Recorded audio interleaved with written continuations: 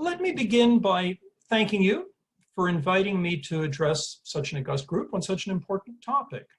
I was asked to say a few words on the problem of military technology and its implications for war in 2030.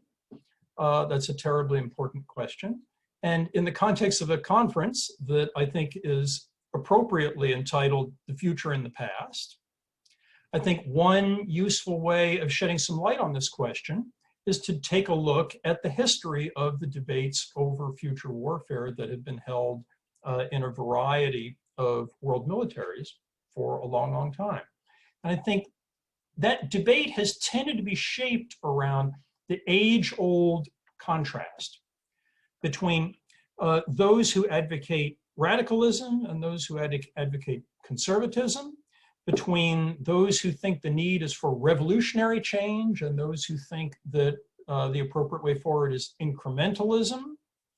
And in particular, I think this debate between kind of radicals and incrementalists tends to manifest in the form of two related beliefs that play a disproportionate role in the policy debate over these issues. The first of these beliefs is that to succeed, what we really need is to push technology to its absolute limit. We need to be as aggressive as possible in pursuing the technological possibilities of the future. The second belief that tends to recur in this debate is the notion that the primary enemy to doing that successfully is the institutional resistance of large bureaucracies to change.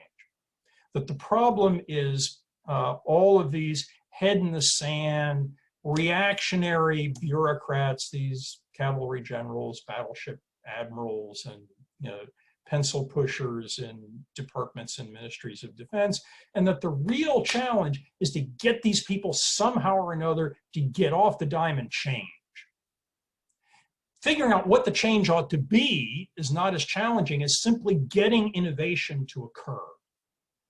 So in many ways, the issue devolves to one of innovation, which succeeds, as opposed to stasis, which does not. These arguments are very widely held and very influential, and I'm not sure either one of them is a very good guide, actually, in helping us think about the military problems of dealing with the technological future of 2030. So consider the first one, for example, the argument that we need to push technological possibilities as aggressively as we possibly can. This is often addressed these days in the context of a particular set of new long-range missile, precision guidance, and networked information technologies that people refer to as creating anti-access area denial capability, or A2AD. It's widely argued that the Chinese are aggressively pursuing these technologies, and as a result, will by 2030, or shortly thereafter, have the ability, as sometimes believed, to create differential freedom of movement opportunities such that the US military will be unable to enter airspace and sea space defended by the Chinese with A2AD capabilities, whereas the United States has, for much of the last couple of generations, enjoyed what Barry Posen sometimes refers to as command of the commons, the ability to go anywhere on the surface of the ocean or underneath the surface of the ocean or in the air above 15,000 feet. This command of the commons, it is sometimes argued, is being replaced by Chinese A2AD capability, which will prevent the United States from getting access to important parts of theaters of war in the larger Pacific. And to challenge that, so goes the argument, we need a very aggressive pursuit of technologies to bash in this Chinese A2AD capability and destroy the land-based missile launcher, command and control, logistical infrastructure that the Chinese need to set up this kind of exclusion zone. To do that will require very aggressive pursuit indeed of technologies for stealth, autonomy, artificial intelligence, big data, because the underlying technological trends that have created a serious threat of A2AD are increasingly making defense of airspace and associated battle spaces easier and penetration harder. To overcome the technological trends that have created A2AD will therefore require very aggressive pursuit of new technologies to overcome them. If the trend of technology over the last generation, however, has been to make the defense of air and sea battle space easier, rather than aggressively pursuing technologies to their limit that will therefore be at the limit of what's technically possible and disproportionately expensive to develop and acquire, and potentially very escalatory to employ in an environment in which the land-based missile command and control logistical infrastructure that the Chinese would use to create A2AD would require the destruction of potentially thousands of targets over potentially thousands of square kilometers deep into the Chinese mainland, potentially co-located with China's nuclear retaliatory capability. Rather than pushing technology to its limit in an attempt to overcome these known trends of the last several decades of technological development, we could alternatively say, if you can't beat them, join them, right? If the trend of the last several decades of technological development has been to make defense of these battle spaces easier, we could decide that we are going to defend our own battle spaces using the same technologies against the Chinese. We are going to try and deter Chinese aggression and Chinese power projection into Japan, over the Philippines, over South Korea, by the construction of our own A2AD capability that may or may not rely on battering down the Chinese system. The idea that the only response is to push technology as aggressively as we can takes us way out on the cost performance curve, demanding extremely high levels of performance that are going to be extremely expensive for us to obtain and deploy, and potentially quite escalatory to employ, which brings us to the question of the employment of these kinds of technologies, and this argument that, as a general rule, the central challenge, the central barrier to success in responding to new technological possibilities is the unwillingness of large organizations to change. And therefore, as a shorthand rule of thumb, as a general rule, the likely most effective operational concept is the one that's the most innovative, that embraces change most completely, that is most, in the common expression, out of the box. If the enemy is stasis and reactionary refusal to change, surely success lies in the embracing of change and radical innovation. Well, is it in fact the case, if we pursue the future through the past, that in the last century or century and a half of observed military history have the most radically innovative, biggest changes in the ways militaries have operated been the most successful in war as a way of dealing with new technologies? And the short answer is no, they often have not. Let's consider an example from the First World War, for example, where clearly there were a lot of very new technologies deployed for the first time in a large scale on the battlefield. Machine guns, barbed wire, rapid fire, high firepower artillery.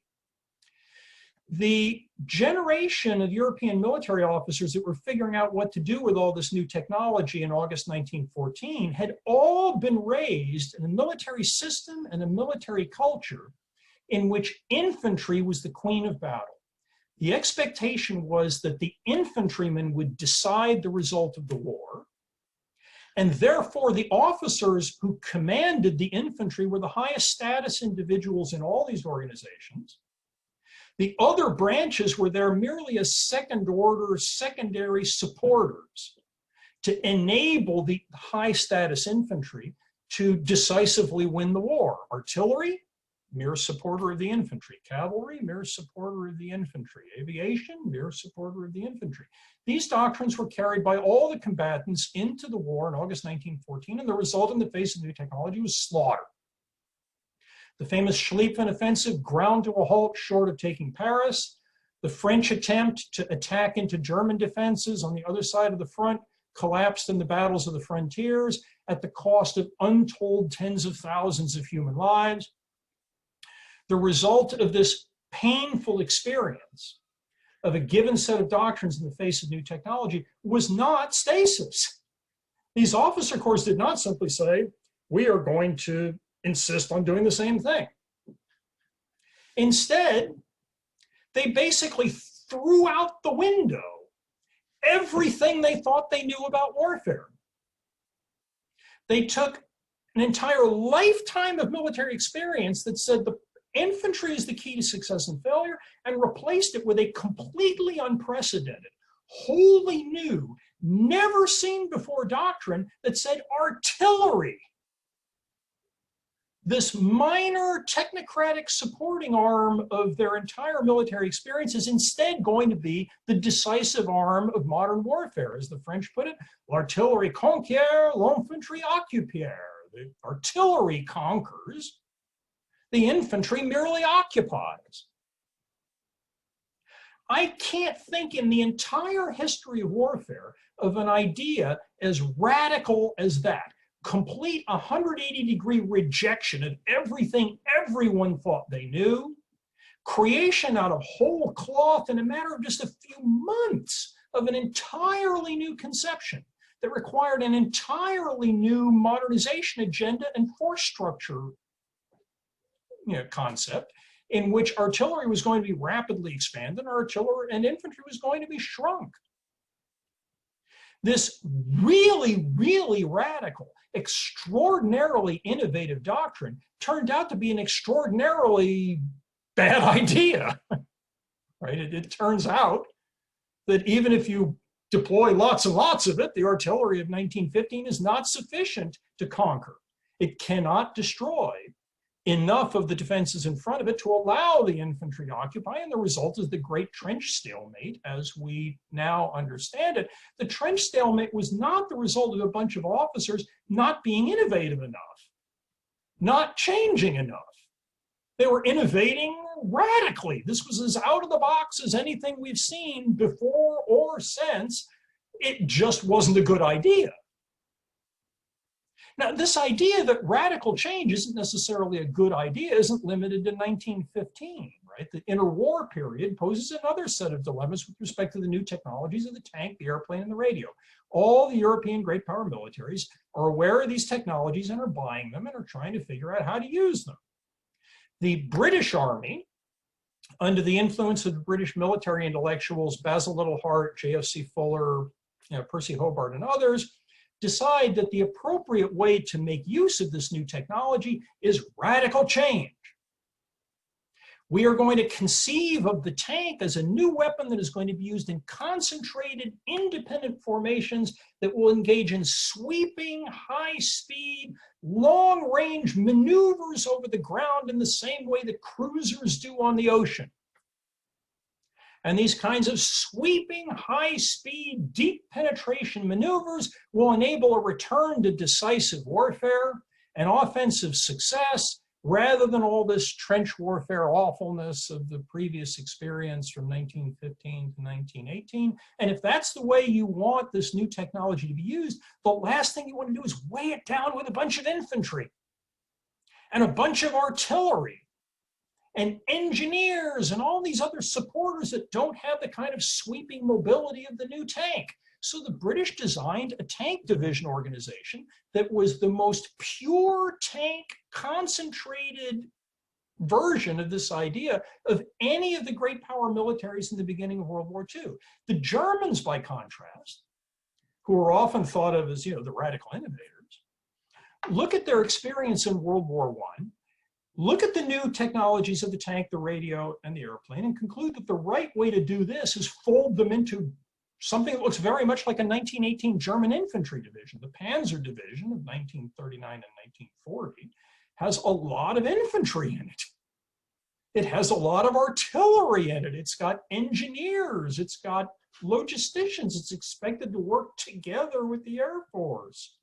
This is an extension of a body of combined arms concepts that the Germans had developed without tanks in 1917 and 1918, and then adapted by adding the tank to the same concept, creating a division organization that was much closer to a German 1918 infantry division than heaven knows the British armored division of 1940 was relative to any British division then or before.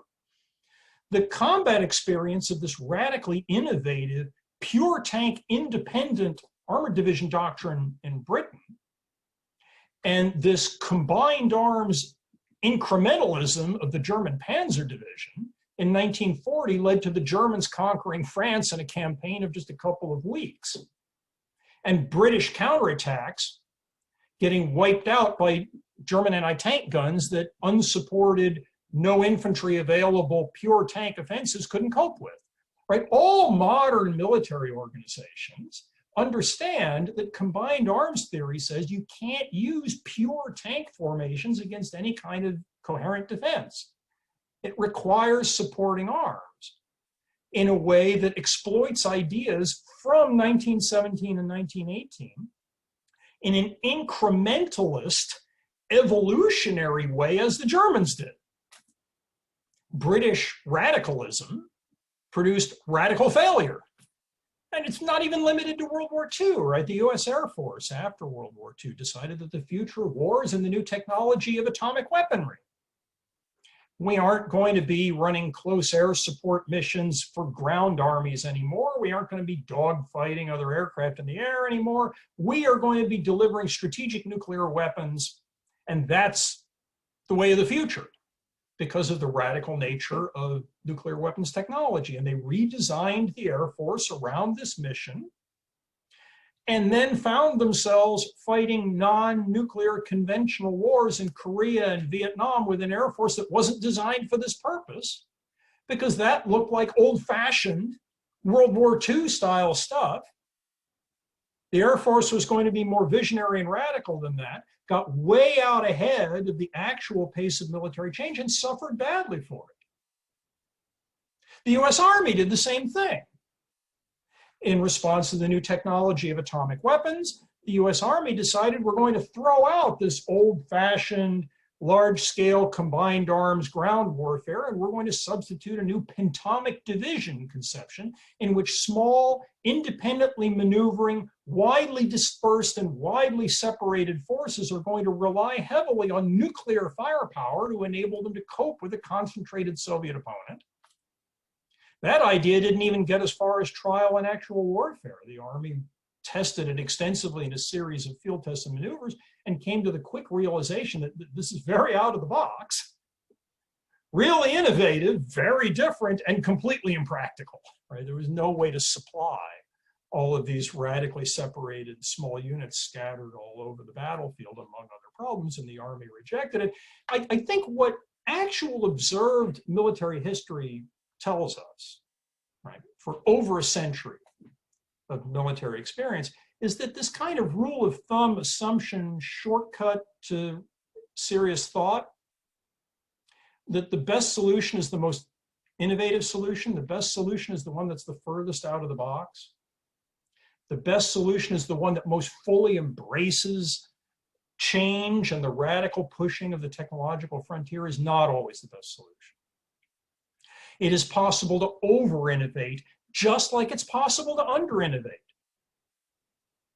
Now, none of this is an argument for stasis, right? None of this is an argument that there should be no change, right?